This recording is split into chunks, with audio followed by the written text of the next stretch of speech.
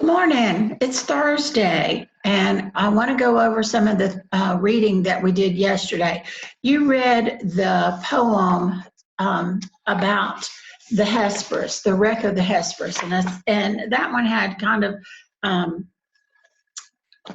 I don't know, maybe even more than sad ending, almost macabre, maybe. But this whole unit that we're studying is called Of the Sea. And so this is a very famous poem that was written, had a little bit of a different twist to it, not a very happy ending. And so I wanted to just go over some of the think it throughs with you that I asked you to do at the bottom of page 339. So after reading the poem, The Wreck of the Hesperus, we know that basically this sea captain was warned not to go out to sea because there was going to be a storm, and he wanted to take his daughter with him out to sea, and he didn't pay any attention to several of the warnings that he received, and as a result of that, his ship was wrecked, and he and his daughter both were killed. So what do you think the theme of this poem would be? What do you think what do you think the writer was trying to get across the idea, instead of just saying, okay, he wrote the poem about the wreck of the Hesperus to get his idea across in the theme. So what do you think that theme that the writer was trying to get across might have been? Well, think about what happened in this poem. First, he was warned by experienced sea captain and also by some other signs that sea captains should have recognized. Did he pay attention to it? No, he didn't. He didn't pay any attention to the warnings that he was given. So that meant that he thought that what he thought was really a smarter decision than those who were experienced and those who were given him the warning. So basically, he let his pride get in the way of his correct thinking. And as a result, he and his daughter both lost their lives. So I think maybe the theme of this would be that your that tragedies can sometimes be caused by our pride. Do we ever think that we know more than somebody else who really may be more educated about a particular area than we are? For instance, if I were going to go on a trip, I would probably need to check the weather. I would probably need to look and see where I was going, what kind of things I might encounter on my way. Maybe there would be a big storm coming and it might not be really smart for me to drive. Or I could say, well, you know what, I can just handle anything and just go off blindly. And I think that's kind of what that um, captain of the ship did. It was like, well, I know better than they know. And it ended up to be his destruction. Well, the Bible tells us that pride goeth before destruction. So we need to listen to those who are in authority, those who know more than we do, those who are more educated about a certain thing. Now, guys and girls, if I were going to go hunting, and y'all know I know nothing about hunting, and a lot of y'all are very, very experienced. So even though you're younger than me, I would need to listen to what you said about hunting, and I would have to get my information from you because you would be much more knowledgeable than me. If I just walked out and said, oh, I'm older than you, I know more about hunting than you do, I might have a real problem. And some of y'all would get a pretty good laugh at Miss Walker.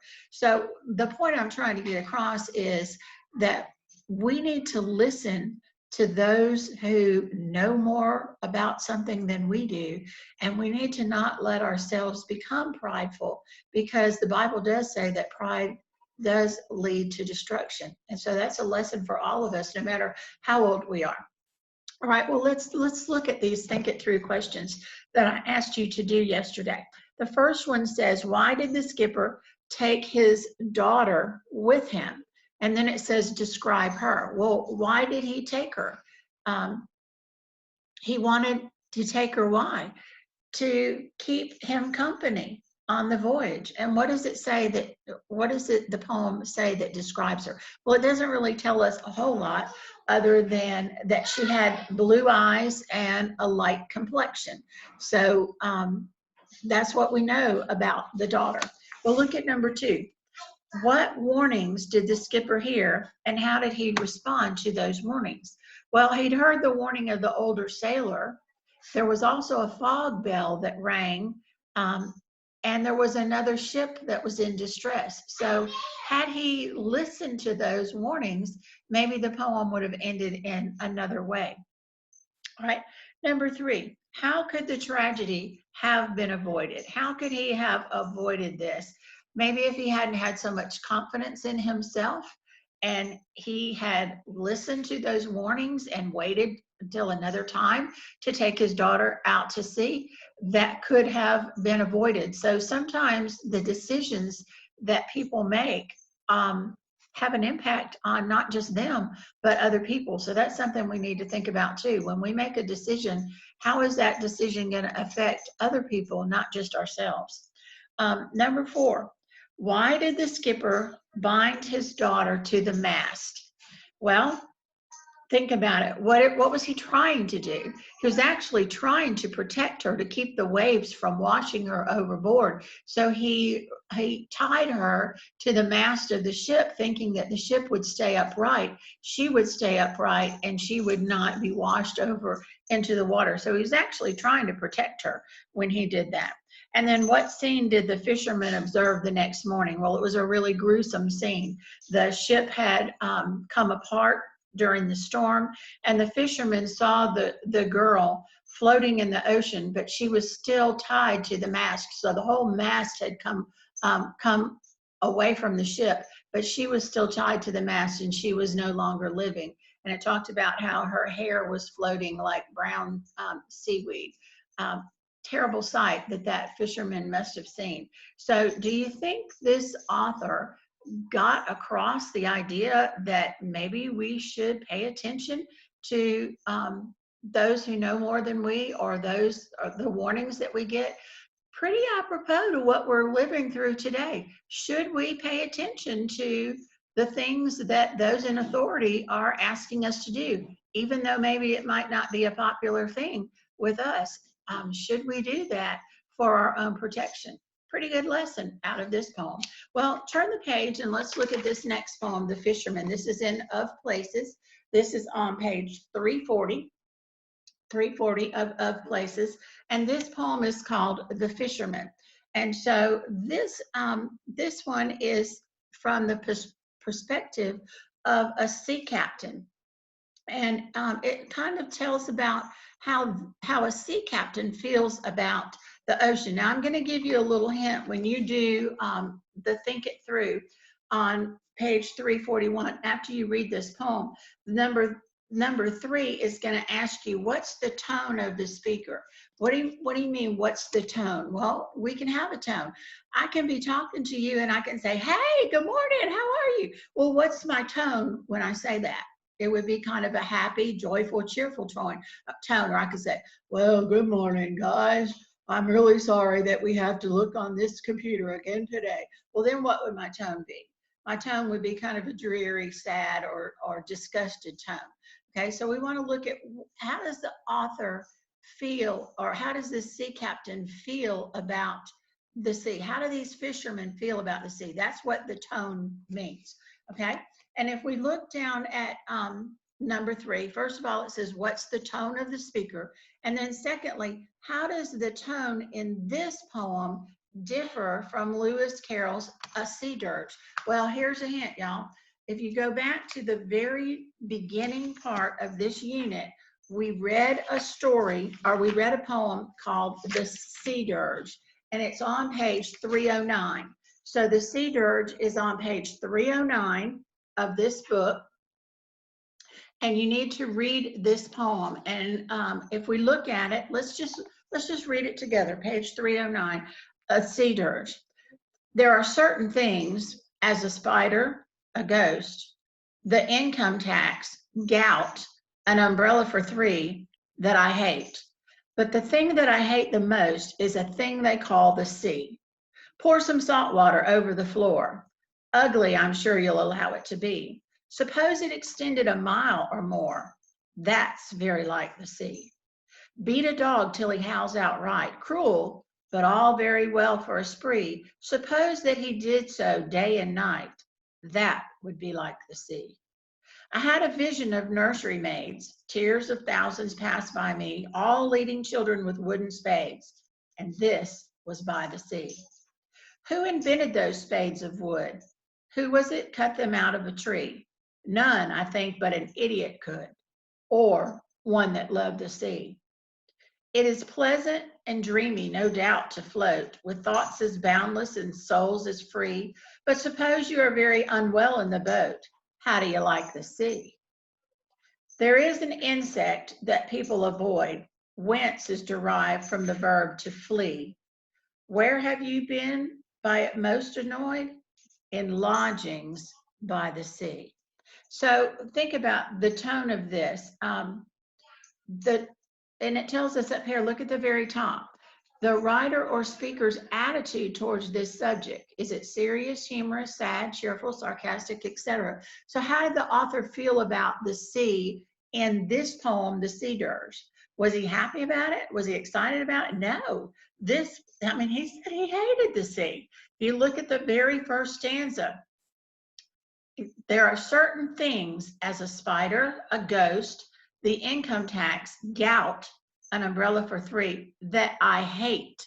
But the thing that I hate the most is a thing they call the sea. So this author is saying, I hate the sea. Well, how does that compare to the poem that we're going to read today, The Fisherman, page 340? So I want you to read this, and that number 3 talks about how does this tone compare?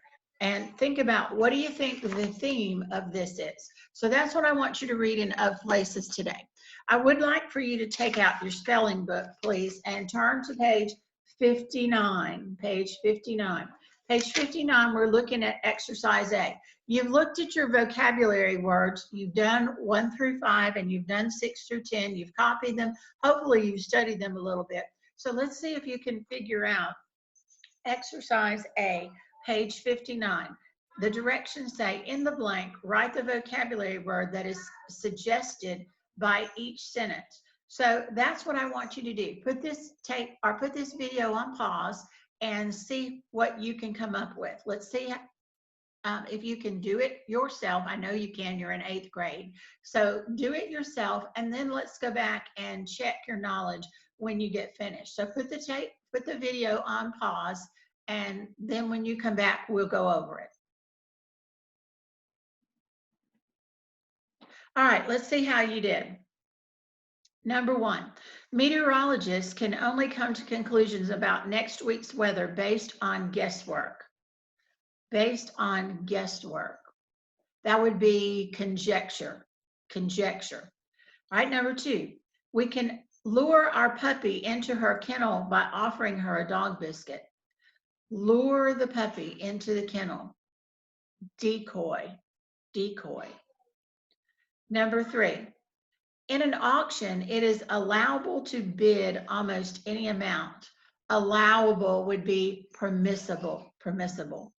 Number 4, Zachary kept watch through the whole night by his newborn puppy's bed. Zachary kept vigil all night. All night. Number 5, the bottomless pit between the front seats of our car contains loose change, forgotten receipts, and fast food crumbs. The bottomless pit between the front seats of our car. You know, where the 2 seats connect and you've got that little crack in between. That's what they're talking about, the bottomless pit. That would be the abyss, the abyss. Number 6, a championship team requires a planned effort from all members. A planned effort. That would be concerted. It requires a concerted effort by all members. Number 7, do not teasingly keep delicious desserts in view in front of a person on a diet, or in view of a person on a diet. Teasingly keep delicious desserts. That would be don't tantalize. Don't tantalize someone on a diet with things that would make them go off of their diet. Number 8, with the bridge closed, our only other choice was to turn around and go home. Our only other choice, what would that be? An alternative choice, the alternative. Number 9, Congress will recess for the holidays and will start again in January. Recess for the holidays and will start again. What would be the other definition of start, or a synonym of start? It would be commence. So Congress will recess for the holidays and will commence in January. Number 10, the hurricane's persistently harsh words caused much damage. Not words, winds. The hurricane's persistently harsh winds caused much damage. Persistently harsh, that would be relentless. Relentless winds caused much damage. All right, keep studying those. And I want you to turn now in your grammar book. I want you to turn to page 234. Page 234. On page 234, we're looking at exercise F, which is the whole page, and it is reviewing the parts of speech. So it says, in the blanks below, identify the parts of speech of the italicized words and use the same abbreviations that you use for exercise D. Well, if you remember, we did that yesterday, and I think what it meant was exercise E instead of exercise D. And so let's just very quickly go back to page 232 and let's review the parts of speech. We already have the answers in here, but let's look. An adverb is a word that modifies a verb, an adjective, or another adverb. A pronoun is a word that takes the place of a noun. A preposition is a word that shows how a noun or a pronoun is related to some other word in the sentence. An adjective is a word that modifies a noun or a pronoun. A verb is a word that shows action, links another word to the subject, or helps another verb, or merely indicates existence. An interjection is a word that is not related to any of the other words in the sentence. A noun is a word that names a person, a place, a thing, or an idea. And a conjunction is a word that joins words or phrases or clauses. And y'all, if I were you, I would take this page and I would turn down the top. I would kind of dog-ear this page because it just gives you all the definitions of all 8 parts of speech all at once. So I would take this page and I would just turn it down so that you have it as a quick reference to go to review the parts of speech. And that kind of will help you review. Now let's turn back to page 234. And I want you to do the first sentence with me, and then I'm going to ask you to complete the rest on your own. All right, so our first sentence, O sinner, consider the fearful danger you are in. It is a great furnace of wrath, a wide and bottomless pit, full of the fire of wrath, that you are held over. Excuse me, that you are held over in the hand of that God whose wrath is provoked and incensed as much against you as against any of the damned in hell. Well, wow, that's a very, very long sentence, isn't it? Y'all know that I have a lot of allergies. I'm not sick. I just have some allergies that I'm trying to wait for my medicine to kick in. So nobody worry. Ms. Walker's not sick. I just have some allergies. All right. So that was a very long sentence. So let's break it apart. The first one, O. What would that be? O sinner. So you think about it. That's an interjection. Okay. Just the word O. And then the next one, sinner. What would that be? Name of a person, place, or thing. So that's a noun. Number 3, consider the fearful danger. What is fearful describing? It's describing danger, and danger is a noun. So that means fearful is an adjective. All right. Number 4, it is a great furnace. It is a great furnace. So great is modifying furnace, which is a noun. So we know that great is an adjective. What kind of furnace is it? A great one.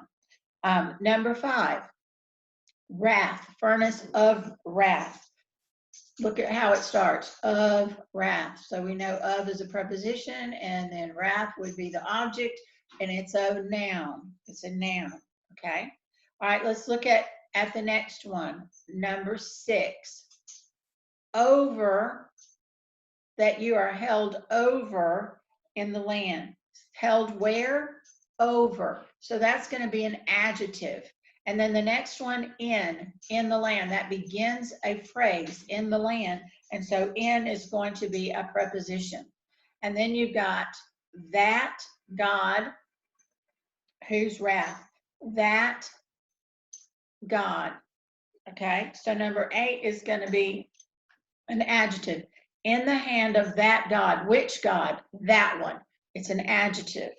And then number 9, is provoked. Is provoked. Provoked is a verb in that sentence. So that would be a verb. And then number 10 is the place, hell. That is a noun. Okay, so we've done 1 through 10. Now I want you to keep reading, and I want you to answer what part of speech each of these words are. So pause this video, finish numbers 11 through 50, and then unpause it, and we'll go over the answers to see how well you got them. Now, y'all, do the work, okay? Have some initiative. Do the work so that you can see how well you're doing. If you try and we go back and you make a mistake, then you just correct it. But try so that you can see how you're doing before you ever have a test. That's what this is, practice. So pause this video, and then we'll go over the answers. All right, that was a pretty big assignment. So let's start with number 11. Start with number 11, and we'll look at the whole sentence. Read the whole sentence first, and then we'll break it down. You hang by a slender thread with the flames of divine wrath flashing about it, and ready every moment to singe it and burn it asunder. And you have no interest in any mediator, and nothing to lay hold of to save yourself. Nothing to keep off the flames of wrath, nothing of your own, nothing that you can ever have done, nothing that you can do to induce God to spare you one moment. Okay, super long sentence. Not going to make a comment about the length of that sentence. Let's just look at the words, okay? You hang by a slender thread. So you got hang. Hang is going to be your verb there. Number 12. With the flames of divine wrath, with the flames, that's the beginning of a prepositional phrase. So with is a preposition. Number 13, about it, with wrath flashing about it. Okay, that would be a preposition also. Number 14, you have no interest in any mediator. What kind of interest? How much interest? No interest. That's an adjective describing that noun, interest. So number 14 is an adjective. 15, flames, off the flames. That's a person, place, or thing, so that's a noun. Number 16, that you ever have done. Nothing that you ever have done. In that sentence, that is just a pronoun. Number 17, that you can do. Can do is a verb. Number 18, this is the beginning of the next sentence. So let's read this sentence together. How dreadful is the state of those that are daily and hourly in the danger of this great wrath and infinite misery. All right, so number 18, how dreadful is the state? Dreadful is a describing word. Well, what's it describing? It's describing state, so that makes it an adjective. Number 19, those, the state of those, that's a pronoun, those. Number 20, infinite misery. Infinite is describing misery, so that would be an adjective. Number 21, but and let's keep going. But this is the dismissal case of every soul in this congregation. Okay, so but is a conjunction. Remember how I told you that sometimes the conjunction can be at the beginning of the sentence and it's joining two clauses that are unequal. One is independent, one is dependent. So that's what we have here. But is a conjunction at the beginning of this sentence. And then you've got this is the dismal case. This is a pronoun there. Number 23. 23, that has not been born. Not is an adverb there. Number 24, been, that would be a verb. 25, again, is an adverb telling when, it's an adverb. Number 26, otherwise be, they may otherwise be. That's also an adverb. Number 27, oh, that you would consider it, whether you be young or old. Oh is going to be an interjection. It has no relationship with anything else in that sentence. Number 28, young, whether you be young or old. Okay, this is describing you. Young would be an adjective there, and then the next one, old, would also be an adjective. Number 30, there is reason to think that there are many in this congregation now hearing this discourse that will actually be the subjects of this very misery to all eternity. Okay, think about that. There are, so that's a verb. Okay, number 31, congregation is a noun. Number 32, actually, that will actually be. Actually tells to what extent will they be. Actually, that's an adverb. Number 33, congregation. Look at this. Many in this congregation now hearing. I'm sorry, that was back to 31. 33 is all eternity. All eternity is just, all is describing eternity there. So it's going to be an adjective. Number 34, this begins another sentence. And now you have an extraordinary opportunity, a day wherein Christ has thrown the door of mercy wide open and stands in calling and crying with a loud voice to poor sinners, a day wherein many are flocking to him and pressing into the kingdom of God. Another really long sentence, but now is telling when we have, so that would be an adverb. 35, opportunity is a noun. 36, and is a conjunction. It's joining two parts of that sentence. Number 37, flocking is a verb, and then 38 right behind it, flocking to him. It begins the prepositional phrase to him, so 38 is a preposition. 39, into the kingdom is also a preposition, into. Number 40, many are daily coming from the east, west, north, and south. Many that were very lately in the same miserable condition that you are in now are in a happy state with their hearts filled with love to him who has loved them and washed them from their sins in his own blood and rejoicing in the hope and glory of God. How that's a really, really long sentence again. So let's look at number 40. Many. In this particular case, many is a pronoun, okay? Number 41, condition, that's a noun. 42, him is a pronoun. 43, who is also a pronoun. 44, loved is a verb. 45, washed is a verb. 46, there, this time there is an adjective because it's describing the word sin, their sins. So that one is an adjective. Number 47, his own blood. That's an adjective, his blood. Whose.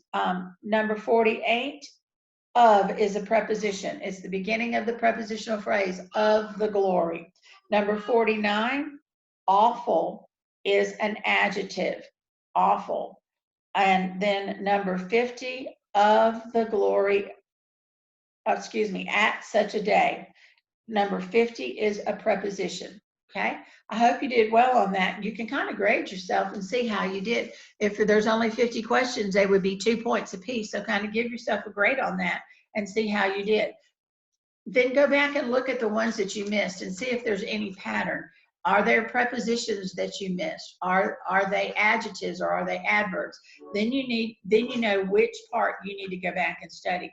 And remember, back in the blue parts are where the blue pages of your book, you can go back and you can look at the part of speech that you need to study. So they're back here in these blue pages. Also in the front of the book, you can also go to the index and see the whole chapter on whatever part of speech it was that, that you might not have done so well. All right, so let's go back and review what you're gonna do today. You finished with your grammar, you finished with your spelling. So what you need to do is go back and read this poem, The Fisherman, in Of Places on page 340, and you're going to answer the think about it questions. And remember that the third one, you need to go back to the very beginning of the chapter. It's on page 309 is where you'll find that other poem that we read today. If you are reading in your book, The Island of the Blue Dolphins, keep reading. Today we're going to read, I think, chapters 20 and 21. And if you're reading on your own, keep reading. I hope you're enjoying the book. If not, you can click on the next video and I'll be reading that. You can read along with me. Do note that we now have the BJU Press up where there's the teachertoolsonline.com you can go to, and you can click on 8th grade, and then I think it's it doesn't say history. I'm trying to think of the exact words. I think it's heritage studies or something like that over on the left, and then you can go down and click, and you can actually watch a teacher teaching the section that you are assigned today. And I've watched her. She's pretty interesting. So I think that might help you out. You don't have to do the assignment at the end of her lesson. Go ahead and work on the section quizzes that I asked you to do on your lesson plans, and keep putting those in, whether you're using a folder or an envelope or a notebook or wherever you're putting your completed work. Just make sure that you write the page number and what section it is. All right, I will be back on tomorrow. I hope you have a great day.